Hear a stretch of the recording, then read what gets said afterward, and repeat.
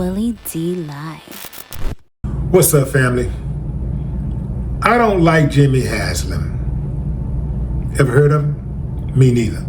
Not until I heard him speak at his annual training camp media briefing for the Cleveland Browns. See, Jimmy is the owner of the Cleveland Browns, and he was talking about his team's decision to draft Shedeur Sanders. Now, his statement has people a little confused because some people are saying, well, he was just saying he was surprised he was still available, while others are saying that he was trying to get the heat off of himself just in case Shedeur ended up being a bust. Yeah, fam. In any event, why would he say something like that? If you can recall, Shedeur Sanders was drafted as the 144th pick in this past NFL draft. In the 5th round, he was projected to be a top 3 pick. So, conspiracy theories ran amok about how could something like that happen. Shedeur Sanders was rated all season long as one of the best prospects, and he slipped all the way to the 5th round. You know, he didn't get in trouble. He didn't shoot nobody. You know, he didn't beat up no woman. You know, he didn't cuss nobody out. But he slipped all the way down to the 5th round. When I heard the owner talking, I heard a dude who did not like the idea of drafting this young black football player who knows who he is, who is confident and knows his value. And he don't like the idea that he got a daddy around. That's right, I said it. They taxed Shedeur Sanders because he has a present and loving father in his life. Yeah, it is absolutely amazing how they love to try to stereotype black men as being absentee fathers. And then when you have a father that's totally engaged in his child's life, they try to punish him. They try to separate them. The father, he's too abrasive. He's too involved. They try to turn them on each other. And they can't get past that bond. They can't figure it out how to break the bond between Shedeur and his father. They can't figure it out. They haven't cracked the code. Just like they couldn't crack the code between LeVar Ball and his sons. They can't crack it between Dion and his sons. And that's what they're really mad about. A black man that knows his value, who knows his worth, and standing on business. So they all punished him. Now, Stephen A. Smith spoke on this, and he said, hey, man, it wasn't, Stephen A. Smith don't think it was a collusion, like an effort among multiple owners. He don't believe that they got together and worked out a plan to not pick Shedeur. 2 things Stephen A. Smith said that was right in pocket in regards to Shedeur Sanders being picked in the 5th round and the owner making comments about it. One, the owner's comments.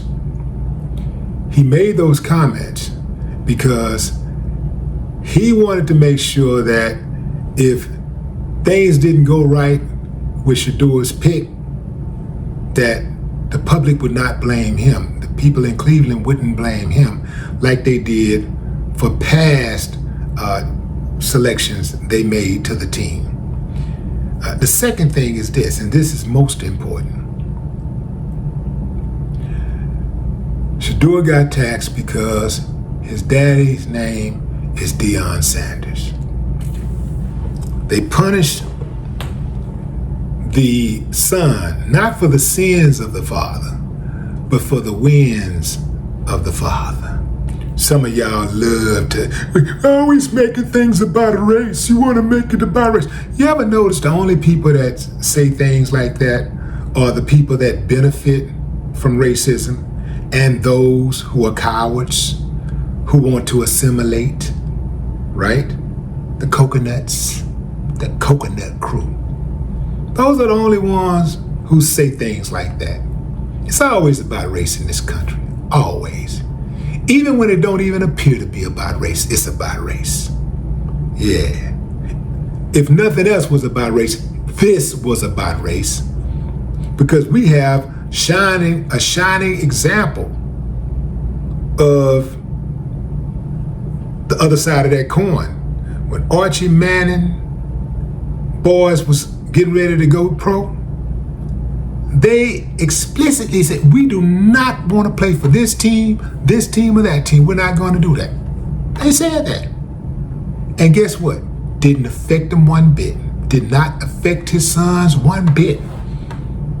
Nobody made a fuss about it. All of these commentators and pundits, these sports pundits and stuff, they didn't have nothing to say about that. In fact, they just wrote articles about how closely knit the family is. Yeah. They were proud of them. They praised their close bond. But the same people, they want to disparage Shedeur and Dion. They want to criticize their bond. Oh, it's something toxic about that bond. It's too close. You gotta let him go. You gotta let him be a man. He is a man, sucker. He is an independent thinker, sucker.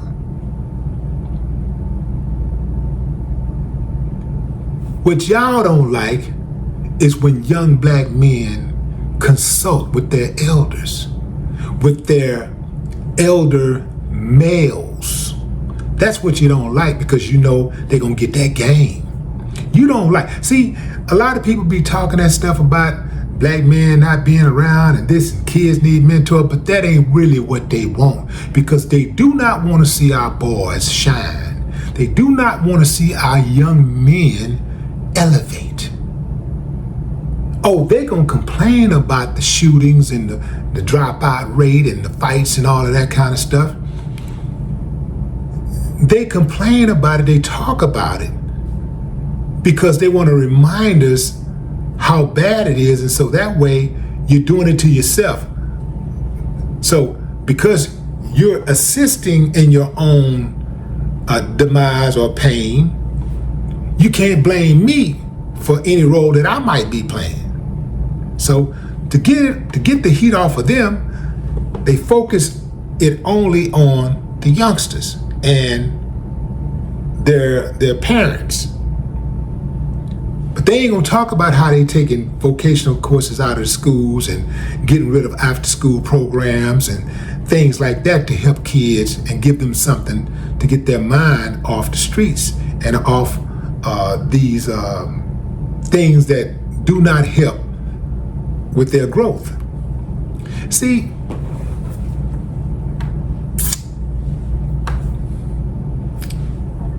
so Stephen A. Smith was like, man, yeah, this is foul. It's absolutely foul. What he said was foul, and we know what it is. And he chalked it up to the owners feeling just some type of way. The owners and these GMs or whatever feeling some type of way because of Deion Sanders. But he stopped short of saying that it was a conspiracy. I'm not stopping short of saying it's a conspiracy. It was an outright conspiracy. Yeah. They love it when these youngsters are out here wild with no direction, no father. Why you think when you watch these NFL commercials, sometimes you wouldn't even know that, especially like around holidays, and they have all these commercials with the moms all the time. You wouldn't even know some of these boys had daddies in the house the whole time. You wouldn't even know that their daddies were involved in their lives, because they do this on purpose, family. This is systemic. they will highlight the mother. They always highlighting the mother. They make sure, oh, hey, what are you gonna say? Okay, what are you gonna say? We want you to say something real quick during the break.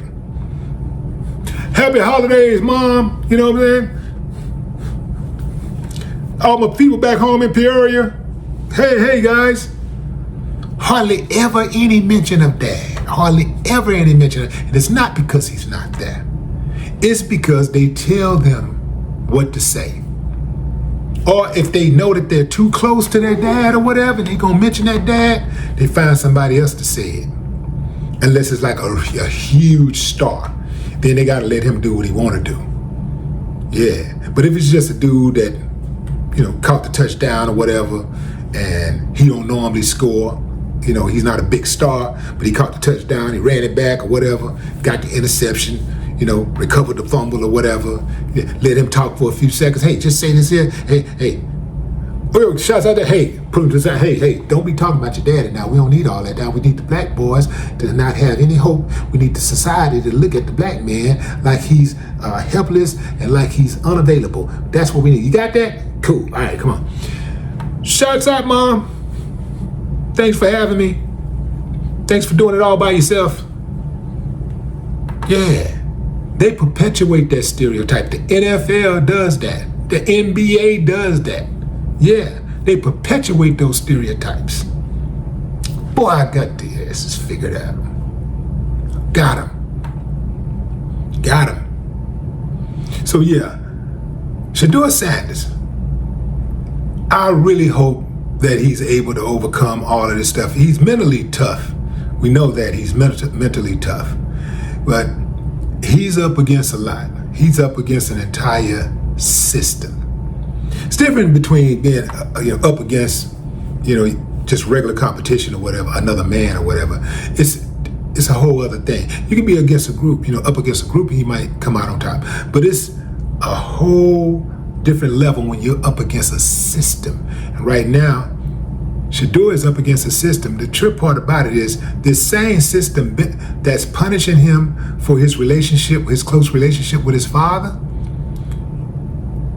benefited from his father's work also. They benefited from Deion being in the league. People watched games just to see Deion run it back, to watch Deion swag. They benefited. They made hundreds of millions of dollars off of Deion Sanders. They should be kissing his ass. Earlier I told y'all I did not like the owner of the Cleveland Browns. I'll tell you someone else I don't like. Chris Mad Dog Russo. Dude don't know jack about sports. He's never played sports, according to his bio. He's never even played sports. But he get a fat check talking about sports? Whoo, only in America, man. Only in America. I'll tell you somebody else I like. Louis Riddick, co-host. I like him. He knows football. It's probably because he played football. Now, I didn't play pro ball or college ball, but I at least played high school football. I at least played high school. I at least ran track. I at least fought a box. You know what I'm saying? I know something about sports. I've actually played. I would have more respect for somebody who played the game than somebody who watched the game. But that's just me. What say you, fam? Drop a comment. I'd love to hear your thoughts. No more talk.